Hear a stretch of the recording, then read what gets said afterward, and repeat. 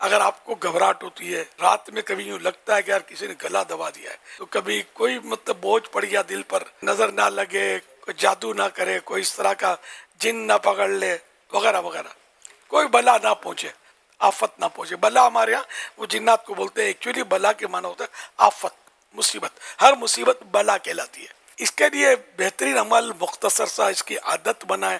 الحمدللہ میرا برسوں سے معمول ہے، اس کے فوائد بھی ہیں الحمدللہ. حدیث پاک کا عمل سنت کی نیت سے آپ کیا کریں.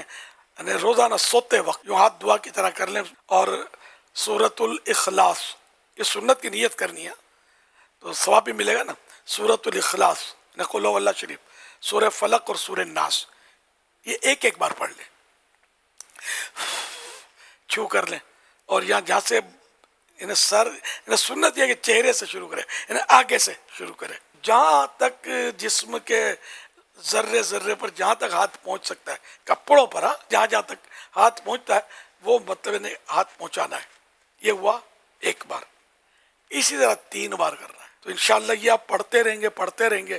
ایک دو بار پڑھنے سے ہو سکتا ہے کہ آپ کو سمجھ نہ پڑے. پڑھتے رہیں گے. پھر لاکھ کو جادو کے وار کرے، جنات حملے کرے، نظریں آپ کی طرف بڑھتی رہیں اللہ نے چاہا تو. اگر آپ نے ناغے نہیں کیے تو کنٹینیو پڑھتے رہیں گے سوتے وقت، انشاءاللہ آپ اس کی برکتیں دیکھ لیں گے. سنت ہے، میرے آقا یہ کرتے تھے صلی اللہ علیہ وسلم. جو فعل آقا کریں یار وہ کتنا اہم ہوتا ہوگا. یہ آپ کریں گے، حصار ہے یہ حدیث پاک میں دیا گیا ہے. حصار بہت پیارا ہے، بہت مزے کا ہے، فائدے والا ہے الحمدللہ.